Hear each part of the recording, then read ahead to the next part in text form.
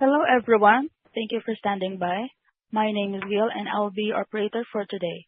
At this time, I would like to welcome each and every one of you to the RxSight third quarter 2025 earnings conference call. All lines have been placed on mute to prevent any background noise. After the speaker's remarks, there will be a question-and-answer session. If you would like to ask a question during that time, simply press star followed by the number 1 on your telephone keypad. I will now turn the call over to Mr. Oliver Moravcevic, Vice President of Investor Relations. Please go ahead. Thank you, Operator. Presenting today are RxSight President and Chief Executive Officer Dr. Ron Kurtz and Chief Financial Officer Shelley Tunin. Earlier today, RxSight released its financial results for the 3 months ending September 30th, 2025, and updated its full-year guidance. A copy of the press release is available on the company's website. Before we begin, I would like to inform you that comments and responses to questions during today's call reflect management's views as of today, November 5th, 2025, and will include forward-looking and opinion statements, including predictions, estimates, plans, expectations, and other information. Actual results may differ materially from those expressed or implied as a result of certain risks and uncertainties. These risks and uncertainties are more fully described in our press release issued today and in our filings with the Securities and Exchange Commission, or SEC.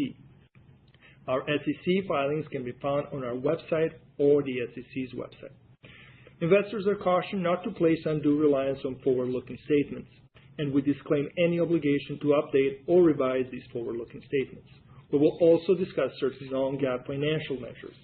Disclosures regarding non-GAAP financial measures, including reconciliations with the most comparable GAAP measures, can be found in the press release. Please note that this conference call will be available for audio replay on our Investor Relations website. With that, I will turn the call over to our President and Chief Executive Officer, Dr. Ron Kurtz. Ron? Good afternoon, everyone, and thank you for joining us. During the third quarter, we've made meaningful progress strengthening our commercial execution in the U.S. while laying the groundwork for our broader global growth. We aligned our clinical and sales teams to create a more integrated approach for customers, enabling us to improve training and engagement, an approach that we continue to view as the most consistent driver for both future LAL and LDD growth. We launched the first of several new practice development and clinical engagement programs, including the Masterclass and Elevate programs that are designed to share learnings from over 250,000 LAL cases, helping practices optimize LAL workflow, enhance clinical confidence, and accelerate their path to becoming experts in postoperative adjustability. During the quarter, more than 2,000 ophthalmologists implanted the Light Adjustable Lens, representing roughly 1/5 of the estimated total number of U.S. cataract surgeons. With approximately 1,100 LDDs in the field, we have ample opportunities to expand access to the LAL to more patients, and we continue to see healthy demand and growing interest from new doctors and practices. Our focus is on strategically expanding our base of LDDs and implanting surgeons, while positioning our customers for success and sustained growth. Internationally, we're making steady progress on our deliberate and focused rollouts in Asia and Europe, with key regulatory, infrastructure, and commercial initiatives underway to support our multi-year expansion across priority global markets. During the third quarter, we also added an Executive Vice President of International to lead this expansion. We recognize there's more work ahead, but the engagement we're seeing across our customer base gives us confidence that we are building a strong foundation for the future. With that, I'll hand it over to Shelley, who will review our third quarter financials and updated guidance. Thank you, Ron. Good afternoon, everyone. RxSight generated third quarter revenue of $30.3 million, down 14% compared to $35.3 million in the year-ago quarter, and down 10% compared to the $33.6 million in the second quarter of 2025. During the quarter, we sold 26,045 LALs, generating $25.7 million in LAL revenue, up 6% compared to the third quarter of 2024, and down 5% compared to the seasonally stronger quarter of 2025. In the third quarter of this year, LAL revenue represented 85% of total revenue, an increase from 69% in the third quarter of 2024 and an increase from 80% in the second quarter of 2025. We sold 25 LDDs in the quarter, down 68% from 78 units in the prior year period, and down 38% from the 40 units in the second quarter of 2025. During the quarter, LDD sales generated revenue of $3.2 million, down 69% compared to the third quarter of 2024 and down 38% versus the second quarter of 2025. As of September 30th, 2025, our LDD installed base totaled 1,109 units, representing a 25% increase year over year. Gross margin in the third quarter of 2025 was 79.9%, representing an 844 basis point increase compared to 71.4% in the year-ago period and a 496 basis point increase compared to 74.9% in the second quarter of 2025.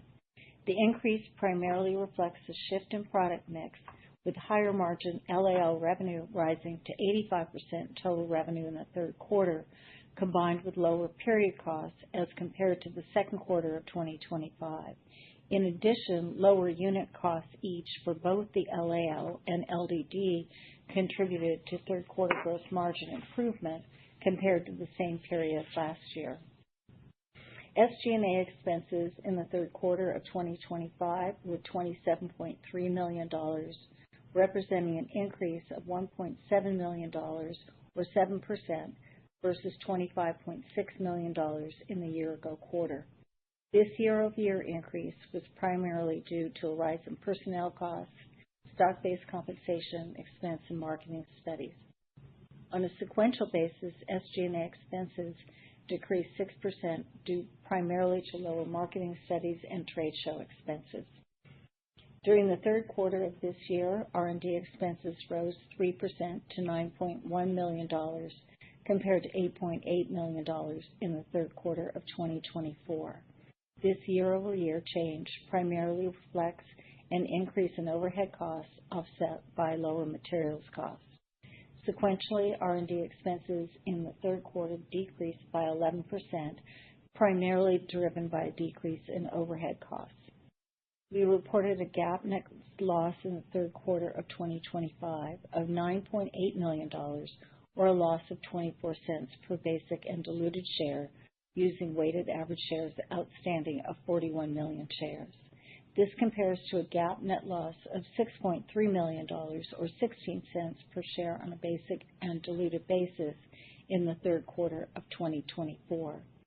Note also that stock-based compensation in the third quarter of 2025 was $8.1 million.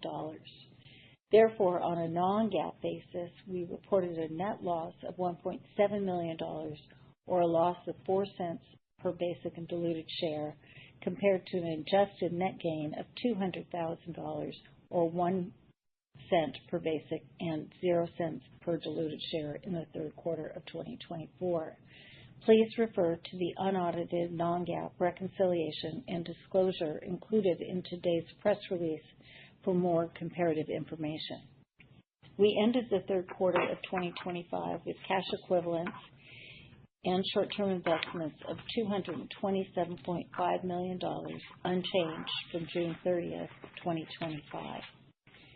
Moving on now to our 2025 outlook. We are narrowing our full year 2025 guidance for revenue, increasing gross margin guidance, and reiterating our operating expense guidance as follows. Based on our Q3 results, more consistent LAL procedure trends, and our strategic approach to LDD sales, we are narrowing our full year guidance range to $125 million to $130 million from the prior range of $120 million to $130 million. Maintaining a conservative outlook, we narrowed full year guidance range implies year-over-year decline of 11% to 7%, and Q4 revenues in the range of $23 to $28 million. At the top end of the range, our guidance assumes flat to slightly higher LAL procedures sequentially. Gross margin of 76 to 77%, an increase from our previous guidance of 72 to 74%, representing an applied increase of 529 to 629 basis points compared to 2024. We estimate gross margin improvement will be driven by a higher LAL mix and the strategic approach to capital sales Ron mentioned earlier. Operating expenses are expected to remain in the range of $145 million to $155 million, representing an applied increase of 7% to 14% over 2024. We remain disciplined in managing operating expenses as we realign resources in clinical and sales teams to support long-term growth in LAL adoption and support the strategic expansion of our LDD installed base. Despite a 6% sequential operating expense decline in Q3, we expect a sequential increase in Q4 driven by the AAO trade show expenses, increased marketing expense, initial international hiring, and stock-based compensation. Also note that the operating expense estimate includes non-cash stock-based compensation expense between $30 and $32 million, an increase compared to our previous estimate of $27 to $30 million. And with that, I'll turn the call back to Ron. Thank you, Shelley. We continue to see strong global clinical and market enthusiasm for the light adjustable lens. At the September ESCRS meeting in Copenhagen, the level of international interest was the highest we've seen, with physicians recognizing the unique value the light adjustable lens brings to achieving personalized visual outcomes. Separately, a couple of weeks ago at the AAO meeting in Orlando, the light adjustable lens was again a focal point of discussion, underscoring its growing position within the global premium IOL landscape and the expanding recognition of its differentiated value for patients seeking optimal visual outcomes. As Medicare's 2026 physician fee for cataract surgery is declining 11%, we expect practices to continue placing greater emphasis on premium IOL options, especially the LAL that improves both patient outcomes and practice economics. Internationally, we are progressing in key markets, building strong relationships with early KOLs and preparing for broader expansion. We expect these efforts to begin contributing more meaningfully over time as procedural volumes grow and local clinical experience deepens. As always, our R&D team remains focused on improvements that can simplify workflows, broaden the range of patients who benefit from our technology, and continue to extend our leadership in adjustable vision correction. Before I close, I want to thank all of my RxSight colleagues for their continued dedication and adaptability during this period of change. I also want to thank our many partners in clinical practice for their commitment and expertise bringing a new clinical paradigm to patients worldwide. Together, we're helping to redefine what people can expect from a customized lens replacement solution. Overall, I'm encouraged by our progress, with an aligned organization showing early signs of improved execution toward disciplined growth, customer success, and continued innovation to deliver lasting value. With that, I'll ask the operator to open the call for questions. At this time, I would like to remind everyone that in order to ask a question, you may press star then the number 1 on your telephone keypad. We will pause for just a moment to compile the Q&A roster. So your first question comes from the line of Ryan Zimmerman with BTIG. Your line is open. Hi, Ron, Shelley. This is Izzy on for Ryan. Thank you for taking the questions.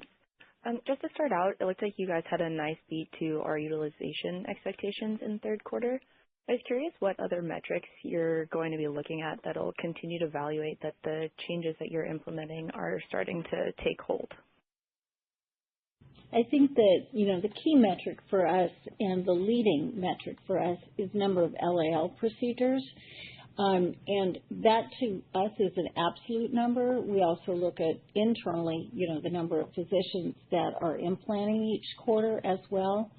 And, I know that the street has been focused on number of LALs per LDD. It is certainly a measure we continue to use, but the absolute number of LALs that we have implanted each quarter is a leading indicator, because then that, of course, grows the number of LALs per LDD. That's helpful. Thank you. And, there have been a couple new entrants coming into the market, so I was curious how you're thinking about the potential impacts to demand for the LAL and whether or not you expect to see similar levels of competitive trialing with these lenses, especially when we think of the broader context of reimbursement rates coming down for 2026. Thanks for taking the questions. Thank you. Maybe I'll take that one. So, I think that the lowered reimbursement for traditional cataract surgery, standard cataract surgery, will generally be continued tailwind for premium IOLs generally. But we anticipate that there will be continued entrance into the field for the same reason. However, they're really more of the same. Whether they're different manufacturers of presbyopia-correcting IOLs, they're more similar than not. While there is some impact as there's individual incentives to trial the lenses, the overall impact to us, we think, over the long term is modest. Ron, can I add one thing to that? When we look at the numbers over the last several years of market penetration, if we go back to 2022 versus, where we're at in 2025, PCIOLs have gone down by about 2%.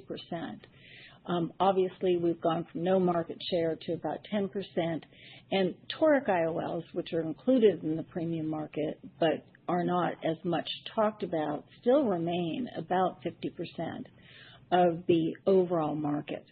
And so if you think about where we're going, there's still a lot of room for penetration, and our focus, it continues to be the emphasis on total LAL procedures and helping our 1,100 customers grow their practice with the LAL.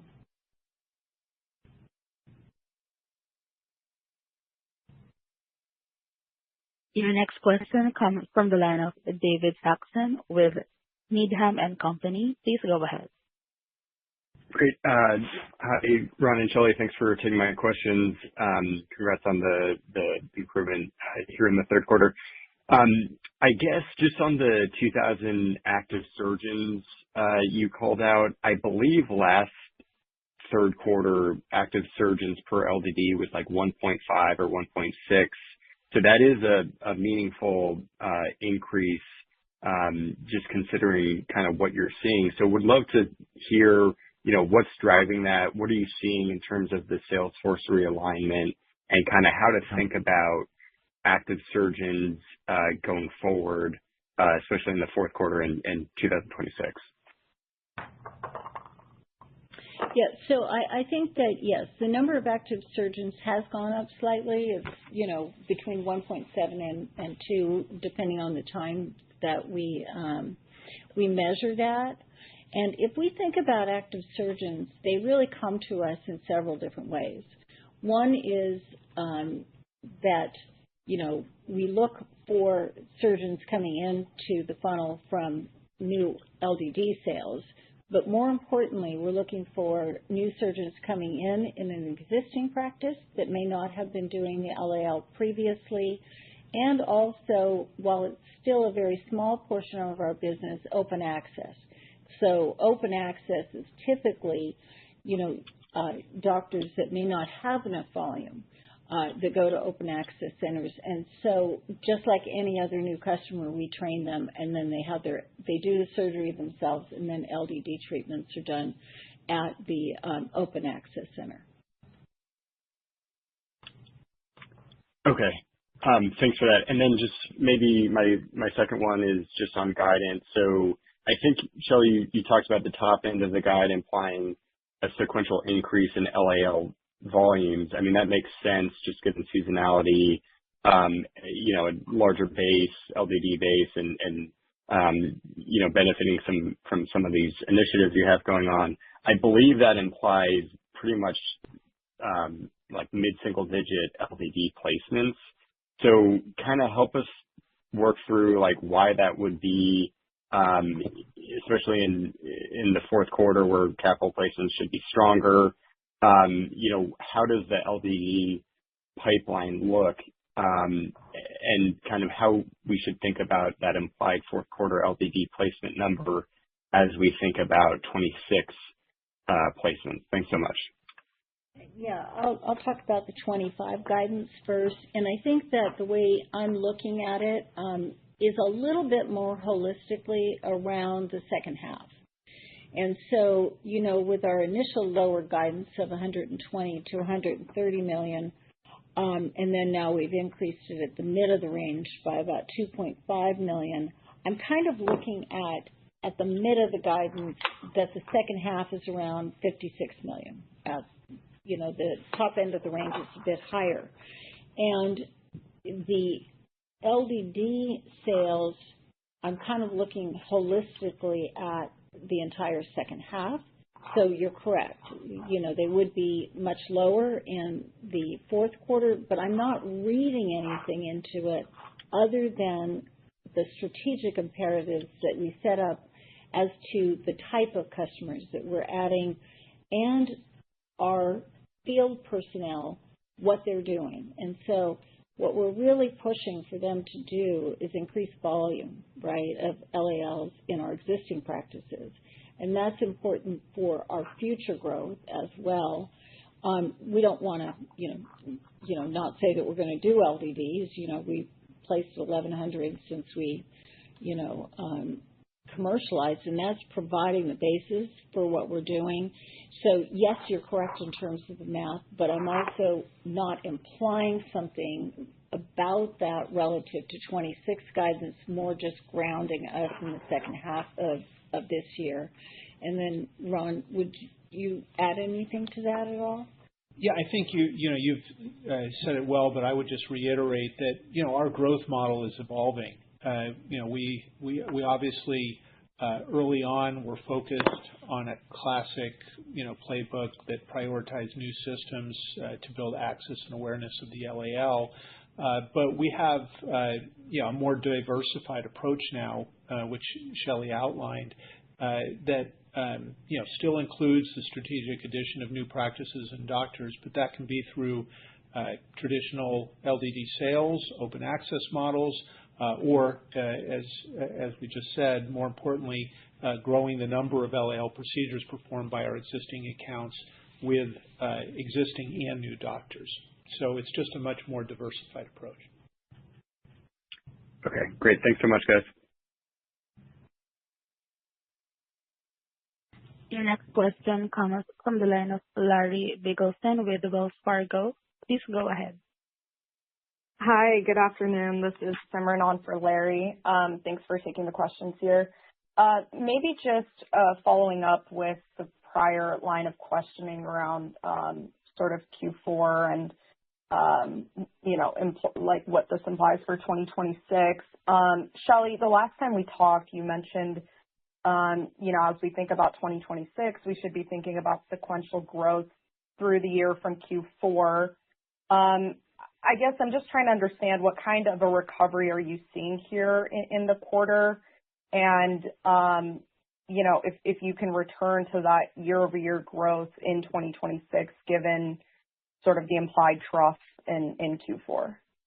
Yeah, no, that's a very good question. And while we're not giving 2026 guidance yet, I do think that in 26, what we're looking for is sequential growth. And that is really LALs with the strategic direction that we've taken on LDDs. And that would be sequential, subject to, some seasonality. I can't predict that a year ahead of time right now. But our goal still is to have a measured pace of growth throughout 2026. Okay, that's very helpful. And congratulations on a really standout gross margin quarter here. I guess as we think about, the business model evolving from here on out, is a high 70% gross margin sort of a baseline that we should be thinking about going forward? Yeah, I think that that's a pretty good assumption, given our results in the second half, so far second quarter and third quarter. I think that it really depends on mix. In the last quarter, our third quarter, it was really heavy, LAL at 85% of our total revenue. So it'll depend on that a little bit, but I think the range that we just guided, 77 to 78%, is a reasonable range given that kind of mix. Now, of course, mix could change a little bit. We're really heavy in the third quarter at 80%. But I think that that's generally where we want to be. Got it. That's helpful. Thank you. Thank you. Your next question comes from the line of Patrick Wood with Morgan Stanley. Please go ahead. Beautiful. Thanks so much for the question, guys. OUS, obviously good to fill the role there. You've talked about a sort of a rational and sort of stable launch profile there. Any updated thoughts on timeline, how we should think about that and contribution over the next, year or two? Well, as we said, Patrick, we're excited about the opportunity outside the U.S. If you look broadly at the premium market, 2/3 of the premium procedures are performed outside the U.S. in approximately 20 individual markets, which we're focused on. And we've made excellent progress, having regulatory access in Europe as well as some of the markets in Asia, and are continuing to work on those. And then beginning to introduce the product beyond Canada, where, of course, we've been for couple of years. And those efforts are still at an early stage, but making good progress. And we would expect those to take a similar course to what we saw in the U.S., where we're establishing KOL relationships, the clinical value of the technology within each of those markets, data sets that local surgeons and can see and experience themselves, and then build from there. Appreciate that, Ron. Thanks. I guess as a second and just a quick follow-up, obviously, we had a bit of noise in Q1 and Q2 in the market overall, with monofocal getting kicked out and then monofocal toric picking up in Q2. And I know the dangers of looking at this data in a short-term time horizon, but given all that, how would you characterize the health of the underlying IOL market and the consumer within that? Have you seen anything as kind of better or worse? Just trying to get a sense of how you feel about the consumer and the demand structure over and above the reimbursement changes, of course, that are happening in monofocal. Well, it depends which consumer we're talking about. Typically, the monofocal consumer is going to be more affected by economic headwinds, and so I think that's why we saw some of that earlier in the year. And they're still under pressure, and with inflation still being relatively high, and so I think that those will still be in play. But at the higher end of the market, where we tend to play, I think that we're probably a little bit less impacted, and we would hope that our demand would continue to be strong in that end of the market. Awesome. Thanks, guys. Thank you. Your next question comes from the line of Robbie Marcus with JP Morgan. Your line is open. Thanks for the question. This is Alan on for Robbie. I just had a quick one, again, kind of on just how to think about 2026. Fully understand you're not guiding, but given, it sounds as though fourth quarter isn't exactly the right run rate to use going forwards? You said, you're looking at LALs and LDDs a little bit more holistically. Should we think about, just the back half of the year on average as being kind of the right place to be from an LDD and LAL perspective? Just wanted to get a little help thinking about that. Thank you. Yeah, I think what you're saying is the run rate of the second half of 2025 indicative of the start of 26? Is that what you're asking? I just want to make sure I understood. Yeah, just is that the right kind of baseline for us to then maybe forecast, recovery or stability or whatever our assumptions on going into 2026, given, you have this first half versus second half dynamic this year?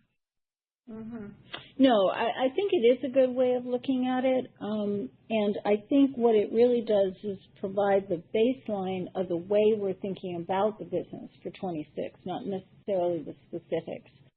So the second half of this year is where we're making a shift in our business model, right, away from the leading indicator being sales of LDDs. We've built an installed base. We've been successful at that. We now need to optimize the value of that with LAL sales, right, and those coming from our existing customers with, a strategic approach about who we're going to add as customers for LDDs.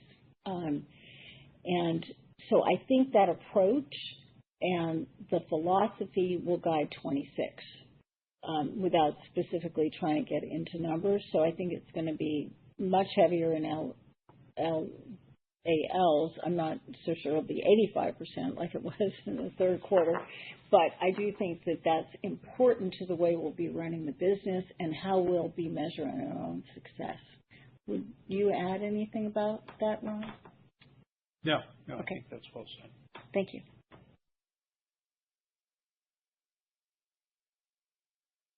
Next question comes from the line of Adam Maeder with Piper Sandler. Please go ahead.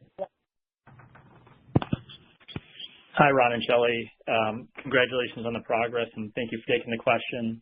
I'll keep it to one. And, one thing that's, I guess, come up in our physician checks is the post-refractive and LASIK patient opportunity. And, it feels like that's a potentially, sizable opportunity for the company to go after. And so I guess from your vantage point, how do you think about the opportunity for LALs in this patient segment? What percent of the volumes go towards these patients today, and where can that go over the future? Thank you. Well, thank you for the question. So, as you pointed out, a number of physicians have recognized the benefits of the LAL, more broadly, but in particular for patients who have had previous corneal refractive procedures like LASIK, where the ability to predict the outcome of a procedure is more difficult because of the changes that have been made to the cornea, and the demands of the patients are quite high since they've already demonstrated the desire to have spectacle independence. And so that's a natural population, often a place where our customers will start.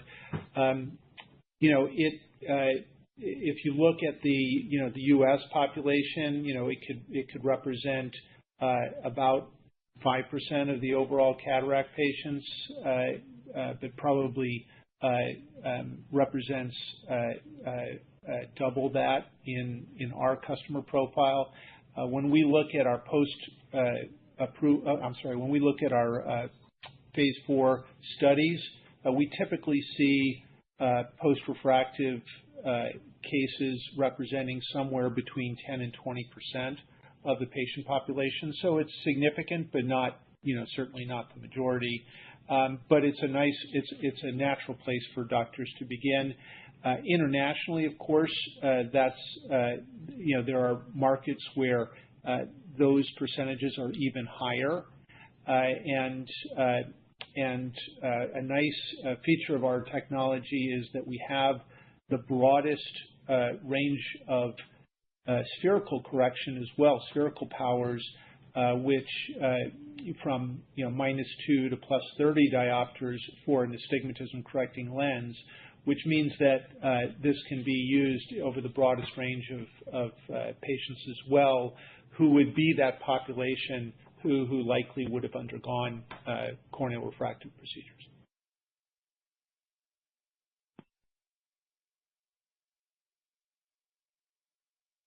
Your next question comes from the line of Danielle Antalffy with UBS. Please go ahead. Hey, good afternoon, guys. Thanks so much for taking the question, and congrats on making some good headway here this quarter. It's good to see. Excuse me. Ron, I was just curious if you could talk a little bit about I appreciate there's a lot of moving parts in the market right now, so maybe this is a little bit of an unfair question, but when you think about your penetration at your highest penetrated practices and the incremental runway you have there, I mean, how do you feel about some of the statements you made previously, thinking this will get to standard of care and premium IOL? So do you still have conviction that that's the case? Anything you can add to that gives you confidence that we'll get there, and sort of what needs to happen to accelerate towards that? Well, just the first part of your question relating to, where we sit at different practices, we've already achieved standard of care at some of our practices where we represent, the majority of their premium procedures. That means that the doctors at that practice have made the decision and the commitment to offer this, maybe not exclusively, but predominantly to their patients because of the results that they see. And I would say that this is consistent with the surveys that we've done of our doctors, which indicates that upwards of 80% of them would choose the LAL for their own eyes or for that of their family members. Obviously we're not there across our entire base, but that still remains, where we would like to get to over time. But we recognize that, we need to build that over time. And, our first job was to get the technology out there. As Shelley mentioned earlier, we've had a lot of success for that. And now we're focused on going deeper at those accounts to, achieve exactly what you were asking about. Okay, that's helpful. And then the commentary on the reduction in reimbursement, I thought that's important, maybe something, I personally hadn't been thinking about for 2026. I mean, how much of an impact do you think that could have? I guess the question is how financially motivated are these physicians, who isn't financially motivated, but I don't know, are there any guardrails you can put around how that could swing LAL adoption one way or the other in 2026? Thanks so much. Well, I think this is just a continued trend that's been going on for the last, 25 years. If we look at, reimbursements for cataract surgery in real terms, they're down, 80, 90%. Now, in 2026, I think the average reimbursement is going to be around $450. It's just very, very difficult for practices where cataract surgery still represents, the number one surgical procedure they're doing, to be able to just stay profitable at those levels of reimbursement. And, something that, that I try to convey to ophthalmologists, my ophthalmology friends, that there's a reason why airlines have business class and economy class. The bulk of the revenue comes from that business class, and they are able to service all their customers by servicing abroad, having a diversified offering. And so it's really a requirement to be able to offer care to all your patients, to be able to offer premium IOLs to those who desire spectacle independence. Thank you.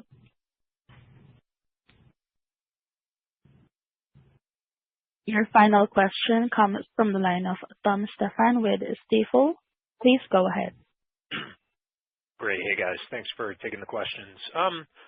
Wanted to start off with kind of the commercial changes and the new practice development programs. Ron, maybe for you, can you just elaborate a bit on, I guess, what exactly is going well and resonating with customers? And then, I guess more importantly, like how much runway do you have with these initiatives taking hold across your entire installed base? Kind of just wondering if we're maybe only in, call it like the first or second inning with the impact of these changes in the commercial approach. Yeah, thanks for the question. So, you know, I think if I was to put an overall definition around what we're focused on, it's really increasing the efficiency and confidence of our user base in our technology. We've introduced this new capability, a new category in ophthalmology called postoperative adjustability, and we expanded very quickly. It's natural that we need to, bring a level of expertise and education across our user base, and that's what we're focused on. And the programs that we're using, they make use of, peer-to-peer, primarily peer-to-peer, which is the way people learn, both digital and user groups and other efforts to convey that information that has been learned by our user base, by our doctors over the last 4 or 5 years. In terms of what that runway is, it's extensive. I mean, this, as you know, we have 1,100 LDDs out there. We have a lot of room for expansion of utilization, and I would definitely say that we're in the early innings of the efforts that we've put together, most recently in order to leverage that installed base. That's great. Thanks, Ron. And then my follow-up, I guess, is just kind of on the U.S. installed base. So I think you mentioned 2,000 surgeons today. Previously, if I'm not mistaken, kind of 3,000 to 4,000 U.S. surgeons was viewed as sort of the optimal addressable opportunity, if you will. So I guess just given, call it the more deliberate and measured approach to LDD placements as well as surgeon trainings, is there any renewed thinking around the surgeon TAM here in the U.S.? Thanks. Yeah, I think that I would just refine the numbers a little bit. The total number of cataract surgeons is in the 9,000 to 10,000 range. We initially focused our efforts on doctors who were performing a larger percentage of premium IOLs, since that was a natural target for us. Those were natural practices for us to do. But quite honestly, as I was saying earlier, premium IOLs have become an essential part of all practices, and therefore, we view the opportunity to more extensive in that 9,000 or 10,000 range, and we have a lot of those customers already, and they provide in aggregate a significant number of procedures. So whether that's through whether they're part of practices that already have access to an LDD, or whether they're part of a practice that will eventually acquire an LDD, or they make use of an open access center, it really doesn't matter. We want to educate that physician to the benefits of adjustability and make them a customer and successful long term. That's great. Thanks, Ron. Congrats on the progress. Thank you. Thank you, everyone, and that concludes our Q&A session for today. I will now turn the call back over to Mr. Ron Kurtz for the closing remarks. Please go ahead. Well, thank you all for your time and attention today. We appreciate your interest in RxSight and look forward to updating you on our progress in future quarters. Goodbye. Ladies and gentlemen, that concludes today's call. Thank you all for joining. You may now disconnect. Have a nice day ahead.